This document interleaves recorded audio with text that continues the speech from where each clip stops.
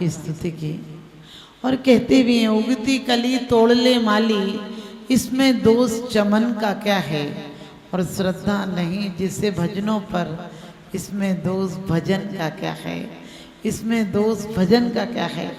ऐसी ही स्तुति हम लोग कहते हैं भक्तांबर मानतुंग आचार्य ने पढ़ा। वास्तव में भक्तांबर नहीं पढ़ा, उन्होंने आदिनाथ भगवान की स्तुति की, गुणानुवाद किया, उनका बहुमान किया, उनके गुणों के बारे में बताया कि आपको जो हृदय से जप ले उसके पाप पास में नहीं आते। आपको जो हृदय से जप ले, आप सोचोगे माता जी हम तो रोज माला फेरते हैं। क्या कहा है कि भगवान श्रद्धा सहित भविक जन जो भी कंठाभरण बनाते हैं, मान तुंग सम निश्चित सुंदर मोक्ष लक्ष्मी पाते हैं। क्या कहा है, जिससे प्रेम भी हो जाए उसको आप एक क्षण को भुलाते नहीं हो। बेटे से हो, पति से हो, जिससे भी प्रेम हो जाए वो बाहर चला जाए लेकिन तुम्हारे दिल से बाहर नहीं जाता। हर आहट में उसका एहसास होता है। कोई बात करेगा, देखो प्रैक्टिकल है ये बात तो, कि आप यदि जिसको चाहते हैं, जिससे प्यार हो जाता है, यदि कोई बात करेगा तो आप घूम फिर के उसी की बात करते हैं। आप किसी से खाओ पियो उसी का ख्याल आता है। और ये तो विश्वास की बात है, तो संसार के स्वार्थ है। क्योंकि कोई कहे भगवान से प्यार व्यापारी और ग्राहक जैसा हो तो नहीं, एक दिन में रिश्ता बिगड़ जाता है। कोई कहे नेता जैसा हो तो नेता तो हर झंडे अपनी जेब में लेके चलता है। अटैची में हर पार्टी के झंडे होते हैं, जैसा मौका वैसा काम, वो नहीं, उस जैसा भी नहीं है। माँ बेटी जैसा प्यार भी नहीं है भक्त और भगवान का, क्योंकि माँ को तो बचपन से ही बेटे में बहू दिखती है कि एक दिन आएगी और गरम गरम रोटी देगी, पता नहीं रोटी देगी या खरी खोटी देगी, ये तो तेरे मुकद्दर की बात है। लेकिन भक्त और भगवान का प्रेम तो ऐसा होता है जैसे तिल और तेल का संबंध होता है, जैसे कि चांद और चांदनी का संबंध होता है। भक्त तो सचमुच भगवानमय होता है। उसे खाते पीते सोते उठते बैठते सिर्फ भगवान का नाम नहीं आता। भगवान का नाम तो माध्यम है। सच पूछो तो भगवान के गुणों से इतना अनुराग हो जाता है कि उन गुणों मय हो जाता है, और जो जिसमय हो उसको पा जाता है। हमने पढ़ा आदि पुरुष, इस क्या आप सर्पणी में सबसे पहले आप ही कर्मभूमि के स्वामी हुए, यानी तीर्थंकर हुए। आदि पुरुष, पुरुष किसे कहते हैं? जो पुरुषार्थ करता है। पुरुषार्थ कितने होते? 4 होते हैं, धर्म अर्थ और काम और मोक्ष।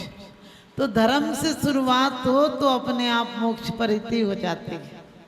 धर्म के साथ काम यानी वासनाएं हो, विवाह करते हैं। आप विवाहिक संस्कार क्यों कहा है?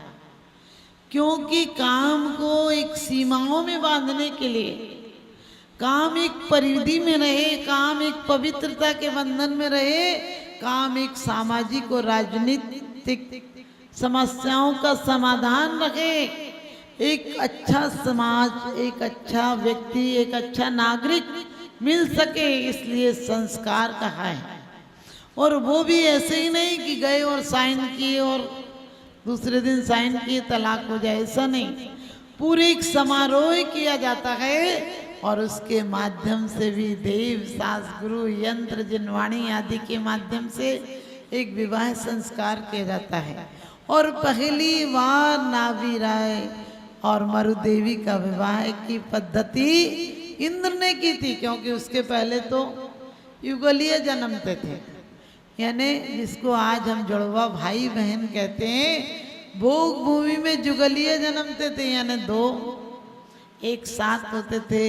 और पहले पहले तो माँ बाप मुख तक नहीं देखते थे और मर जाते थे। लेकिन जब उत्तम भोग भूमि थी तो 27 दिन में, 35 दिन में और 57 दिन में, 7 दिन का गैप, 3 दिन का गैप, 5 दिन का गैप, ऐसे में 7 गैप होते थे। पहले में बच्चा जन्म लेता था तुरंत माँ बाप मर जाते थे। आप कहोगे कैसी दुख की व्यवस्था थी कि माँ बाप तुरंत मर जाते थे। माँ बाप का भी ये खुश नसीबी थी कि दोनों को दुख नहीं होता था। बाप को छींक आती थी और माँ को जमाई आती थी, और बच्चा 3 दिन बाद जैसे करवट लेगा, सरकेगा, घुटनों चलेगा, स्थिर गमन होगा और कला कौशल पूर्ण हो जाएगा। इस प्रकार से 7 गैप में पूरे जवान हो जाते थे। और सोचना कि वो 7 दिन में जवान हो जाते थे, और जब उत्तम भोग भूमि थी तो 3 दिन के गैप ऐसे 7 गैप से वो जवान हो जाते थे। मध्यम भोग भूमि थी तो 5-5 दिन के 7 गैप होते थे, वो जवान हो जाते थे। और उन्हें भूख भी हम जैसी रोज नहीं लगती है। गले से अमृत झरता है या आंवले और बहेड़े बराबर उनका आकार होता है। आंवला, बहेड़ा और बेर बराबर ऐसा भोजन होता उनका। और सबसे बड़ी बात, कोई रोग नहीं, कोई शोक नहीं, कोई कमाना नहीं। और ऐसी बात नहीं कि वो माँ बाप मर जाते थे तो बच्चे, जब लास्ट में 2 कुल करके टाइम में बच्चे दिखे तो लोग घबरा गए, क्योंकि कभी तो किसी को पता ही नहीं था कि बच्चे होते हैं। बच्चों का जन्म और माँ बाप मर जाते थे। लास्ट में जब पता चला तो कुलकर्णों ने बताया कि ये पंचम काल की अब शुरुआत होने वाली है, ये बच्चे बुढ़ापे में सहारा बनेंगे, इसलिए बच्चों का जन्म होता है, इन्हें लालन पालन करो। नाभि राय का नाम नाभि राय क्यों रखा गया? क्योंकि उन्होंने ही नाभि काटने की शिक्षा दी थी। उसके पहले तो आपको पता है जरूरत ही नहीं पड़ती थी, भोग भूमि आदि होते थे। तो अब आपको ये बात नहीं सोचना है, ये सोचना कि ऐसी पृथ्वी को पाकर भी आदि पुरुष आदिश जिन, आपने धर्म का मार्ग भी, जिन मार्ग भी, जिन किसे कहते हैं जो जिनेंद्र पथ है वही जिनका मार्ग है। और उन्हें श्री जिनेंद्र क्यों कहते हैं? क्योंकि श्री यानी लक्ष्मी, अंतरंग लक्ष्मी भी, अंतरंग लक्ष्मी कौन सी? अनंत चतुष्टय, अनंत ज्ञान दर्शन सुख और वीर। और बहिरंग लक्ष्मी समोसरण आदि की विभूति। कहते हैं आप श्री जिन चंद, आप श्री थे, जिन थे, यानी आपने ही जितेंद्रिय थे, आपने जिनका मार्ग प्रशस्त किया था। और कहते हैं धर्म धुरंधर परम गुरु। कहते हैं आप धर्म धुरंधर, यानी धुरंधर किसे कहते हैं? जो बहुत मेघावी होता है। और कहते धर्म धुरंधर परम गुरु नमो आदि अवतार। कहते हैं आप ही परम गुरु थे। परम गुरु क्यों कहा उनको? परम गुरु क्यों कहा है? क्योंकि हमें और आपको तो लाख गुरु समझाएं समझ में नहीं आती है। और उन्होंने तो एक नृत्य देखा, एक नृत्य के बीच में एक मौत देखी थी नीलांजना की, और उनको बैराग हो गया। तुम कितने मौतें देख लेते हो, चाय की चुस्कियां लेते रहते हो, तुम्हारा हाथ का प्याला तक नहीं छूटता, उनका संसार छूट गया। आप कहोगे सबको पता चल गया होगा इसलिए छोड़ना पड़ा। नहीं, सौधर्म इंद्र की इतनी कुशल व्यवस्था थी, उसे तो पता ही था कि नीलांजना की आयु लास्ट टाइम चल रहा है। लेकिन आप ध्यान रखना, किसी को पता नहीं चला था। मति सुति अवध विराजित जन्मन जानियो, तीर्थंकर जन्म से 3 ज्ञान के धारी होते हैं। इसलिए उन्होंने जान लिया कि ये दूसरी नीलांजना पलक झपकते जैसे एक्शन कर रही हो वैसे ही दूसरे एक्शन में दूसरी नाचने लगी। लेकिन उन्होंने कहा जब मौत आनी है तो फिर आ जाए, अकल आए, वो जाग गए। लेकिन ध्यान रखना, हमें क्यों सोचना है कि जिस प्रकार से आदिनाथ भगवान ने भी 80 कृषि वाणिज्य विद्या शिल्प कला आदि का ज्ञान दिया, और उसके बीच में उन्हें कृषि में ये उपदेश देना पड़ा। जब जानवर तो कोई जानता ही नहीं था, न कला थी, न शिल्प था, न खेती थी, क्योंकि सब तो कल्प वृक्षों से मिलता था। भोजन भी, वस्त्र भी, मकान भी, जेवर भी, सब कुछ मिलता था, वाद्य भी, संगीत भी, सब कुछ तो मिलता था। तो क्या जरूरत थी? लेकिन उन्होंने जब बताए लोग डरने लगे कि जानवर तो हमारा खा ही जाते हैं अनाज। उन्होंने कहा खेती करो, बोले एक बैल ही खा जाते हैं। उन्होंने कहा था कि जब खेती करते हो, जब दाएं देते हो, अनाज के बीच में बैलों को रखो तो मुस्सिका बांध दो। अब वो ये सिर्फ कहना थोड़ी देर को भूल गए थे कि मुस्सिका खोल देना तुरंत। इतने से कर्म का फल तीर्थंकर को भी भोगना पड़ा। 6 महीने तक आहार को घूमे। जो देवता गर्भ कल्याणक में नगरी की रचना करने आए थे, जो देवियां गर्भ शोधन करने के लिए आई थी, जो सेवा करने के लिए 56 कुमारिकाएं आई थी, उसमें से एक भी नहीं आया कि कोई बता देता किसी को कि ऐसे आहार दे लो। लेकिन नहीं, इस जन्म का कर्म यदि 6 महीने तक तो ध्यान में रहे, 6 महीना 13 दिन कुछ ऐसा होता है जो आहार को उठे, लेकिन विधि नहीं मिली। पूर्व जन्म में राजा वज्रजंग और श्रीमती की पर्याय में आहार दिया था। वो श्रीमती के जीव को जाति स्मरण हो गया और उनने पड़ गया। सोचना, आज हम हंस हंस कर कर्म बांध लेते हैं, रो रो कर भोगना पड़ेगा। और हाथों से लगाई गांठें दांतों से खोलना पड़ेगा। हाथों से लगाई गांठें दांतों से खोलना पड़ेगा। हम बहुत हंस हंस कर बांध लेते हैं, मजाक में कह रहे थे। अरे मजाक में क्यों कह रहे हो? भूल से किया गया कर्म आदिनाथ भगवान को भी भोगना पड़ा। आप लोग कभी कभी पढ़ते हैं कि उन मुनि को सूली चढ़ा दिया, उन मुनि को घानी में पेल दिया गया, उन मुनि को ये कर दिया गया। बहुत सारे मुनियों की घटना है। आपने सोचा कभी? क्योंकि हम चाहते हैं हम पुरुषार्थ कर लेंगे, लेकिन तीव्र कर्म का उदय होगा तो पुरुषार्थ भी काम नहीं करेगा। वो तो उन्हें हार नहीं करते तो भी फर्क नहीं पड़ता, क्योंकि वज्र सब नाराज संगनन था। लेकिन उन्होंने मुनि मार्ग को चलाने के लिए आहारचर्या की, क्योंकि 6 महीना रहे ध्यान में, तभी भोजन नहीं मिलने के कारण 4000 राजा मुनि हो गए थे, वो छोड़कर चले गए। और उन्हीं के समय से 363 मत चल गए। हमें उन मतों की बात नहीं करना है, हमें सिर्फ अपने गंतव्य की बात करना है कि हमसे कोई कर्म जाने अनजाने में, प्रेम में, मोह में, राग में, द्वेष में नहीं हो जाए। क्योंकि आप सिर्फ पुरुषार्थ कर सकते हो, कर्मों का फल। हालांकि निराश मत हो ना कि कर्मों का फल तो माता जी भोगना ही पड़ेगा, नहीं। कर्मों का फल भी, कई लोग तो बिल्कुल मायूस हो जाते हैं, अब कर्म का उदय हम क्या करें। नहीं, कर्म का उदय भी हम उत्कर्षण कर सकते हैं, अपकर्षण कर सकते हैं, संक्रमण कर सकते हैं, सब कुछ कर सकते हैं। यानी हम पानी को, ठंडा पानी है, ठंडी के दिन है तो हम गर्म करके नहा सकते हैं। हम ठंडी के दिन में गर्म कर सकते हैं, गर्म के दिन में ठंडा करके नहा सकते हैं। हम उसे कोई काढ़ा बना सकते, कुछ भी कर सकते। पानी हमारे पास है, चना हमारे पास है, उससे बेसन की बूंदी बनाओ या नमकीन बनाओ या कच्चा खाकर पेट दुखा, या उसे रख दो तो घुन लग जाएगा, चना आपके पास है। इसी प्रकार से कर्म हमारे जब तक उदय में नहीं आया तब तक हम उसे चाहें तो संक्रमित कर सकते हैं, उसे शुभ परिणामों से थोड़ा सा बदल सकते हैं, मंद उदय में कर सकते हैं। क्योंकि जो पाषाण और शैल की तरह थे कर्म, मजबूत थे, नहीं बदले जा सकते थे, उन्हें हम लता और दारू रूप में कर सकते हैं। लता और दारू का मतलब समझ गए? लकड़ी को, बैत की लकड़ी को या बेल को जहाँ चाहे घुमा सकते हैं। हम शुभ कर्मों के माध्यम से कर्मों की स्थिति को कमजोर कर सकते हैं।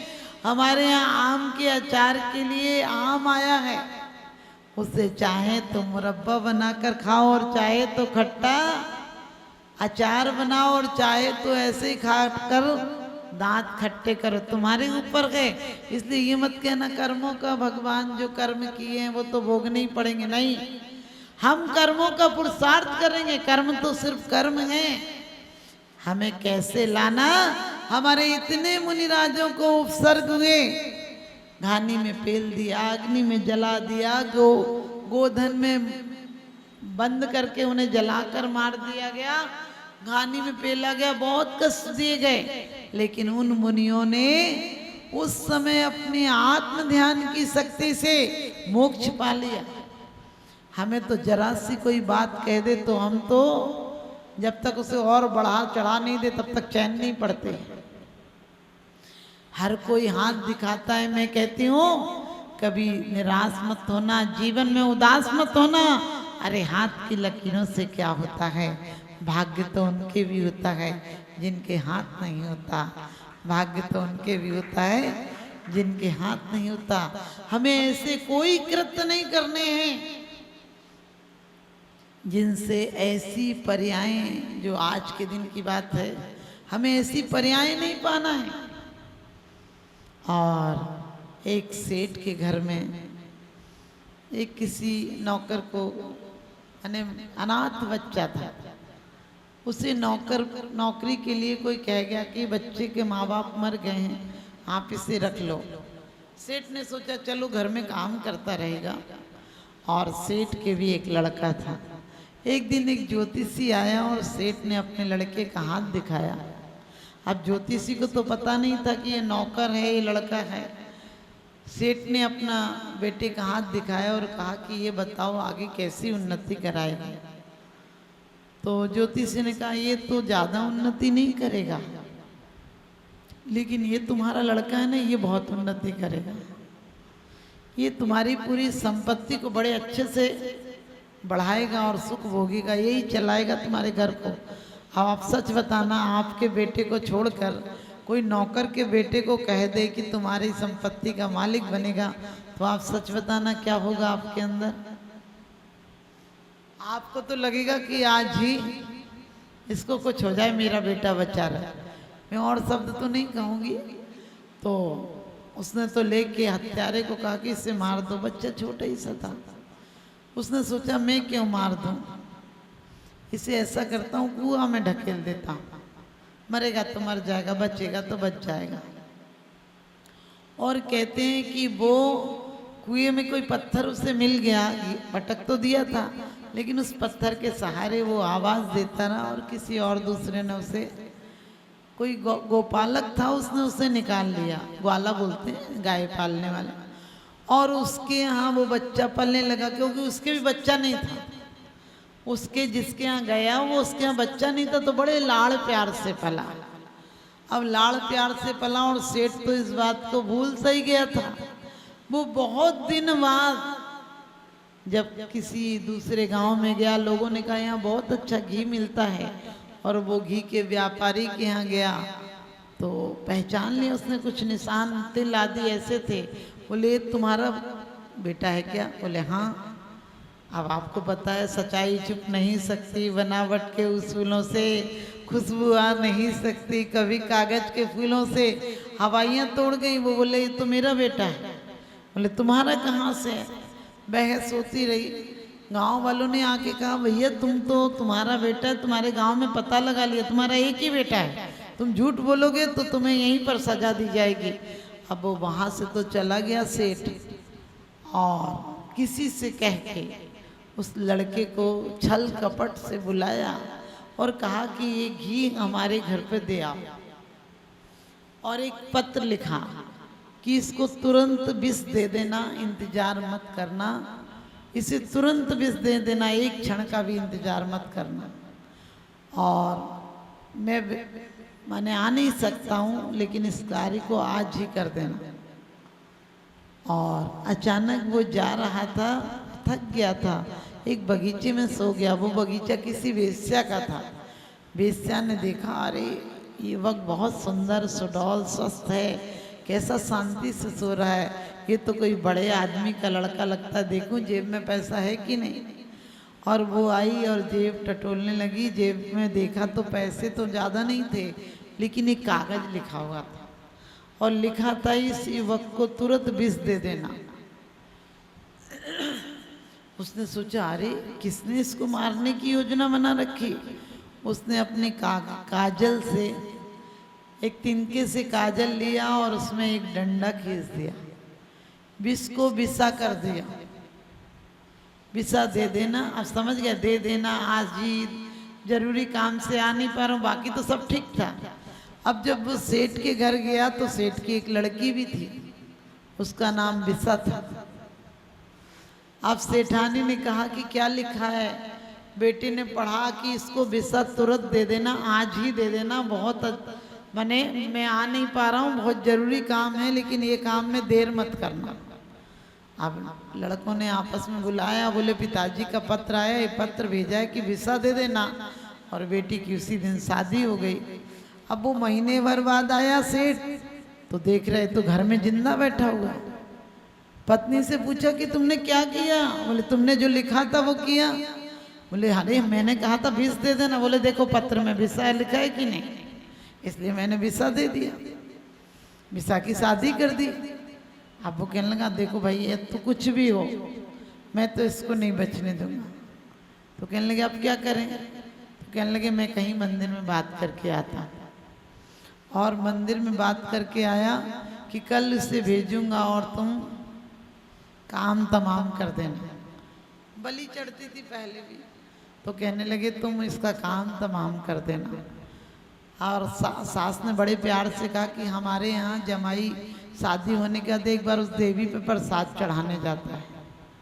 और लड़की बेचारी को तो कुछ पता ही नहीं था, और भेज दिया।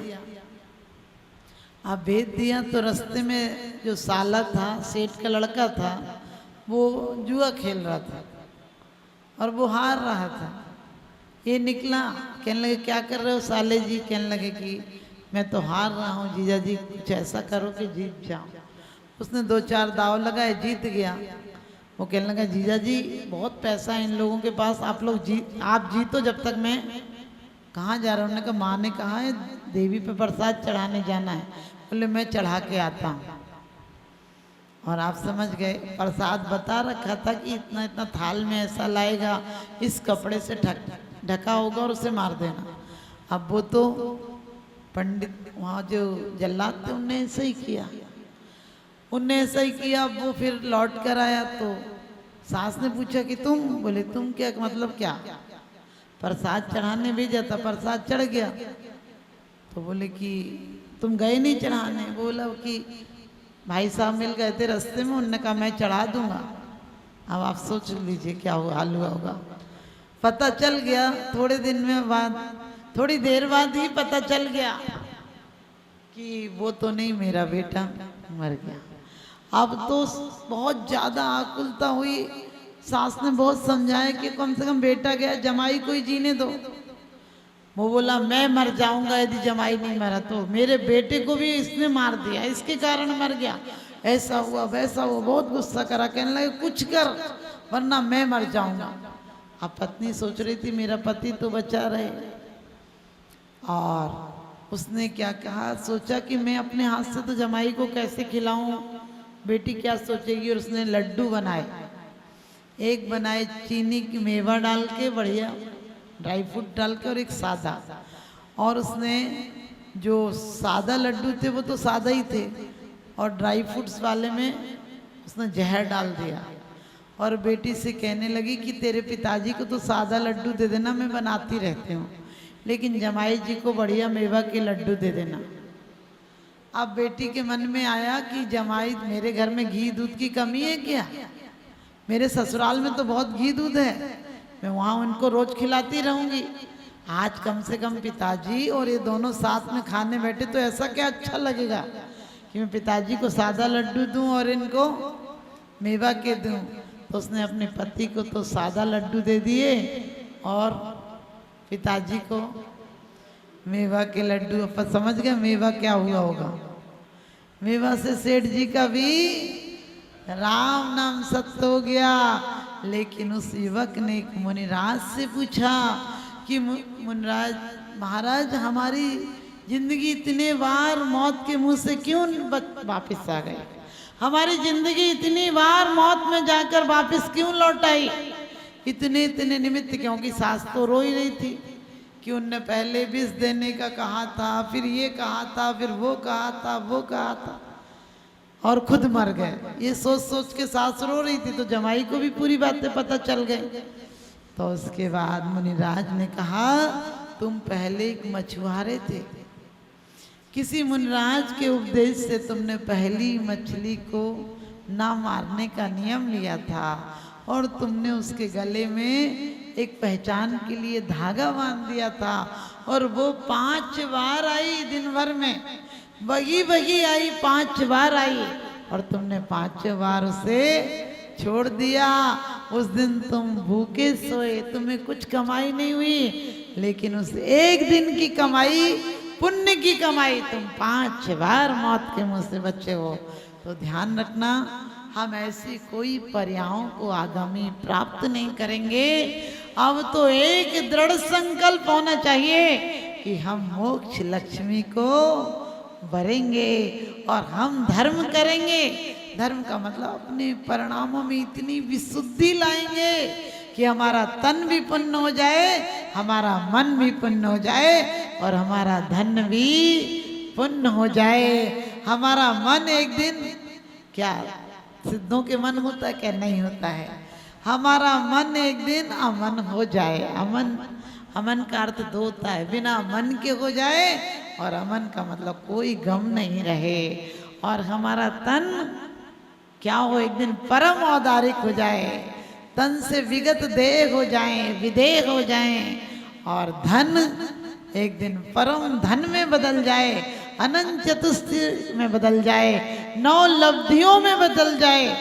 आपको पता 9 लब्धियां होती हैं, तो हमारी वो 9 लब्धियों में बदल जाए। और आज सब एक ही माला फेरना, अपन शाम के टाइम भी माला फेरेंगे, बाकी आप लोग एक दिन यही भगवान से प्रार्थना करते हुए, भगवान ने हिंसा को मिटाया था, हम अंदर में एक ही भावना भाएंगे, परमात्मा हमारी आगामी पर्याय ऐसी कोई नहीं हो, और इस पर्याय में विवेक पूर्वक जीवन यापन करें, ताकि कोई पाप बंध नहीं हो। हमारे जो कर्म भी हो रहे हैं वो धर्म के साथ, यदि काम हो तो काम पुरुषार्थ हो जाता है, और धर्म के साथ धन लाभ हो तो धन भी पुरुषार्थ हो जाता है। धर्म करत संसार सुख, धर्म करत निर्वाण, और धर्म पंथ साधे बिना नर तिर्यंच समा। हम उस तिर्यंच गति को प्राप्त नहीं करना है जहाँ की बहुत मजबूर हो जाते हैं। आप सब अच्छी पर्यायों को प्राप्त करें, मेरा यही शुभ आशीर्वाद।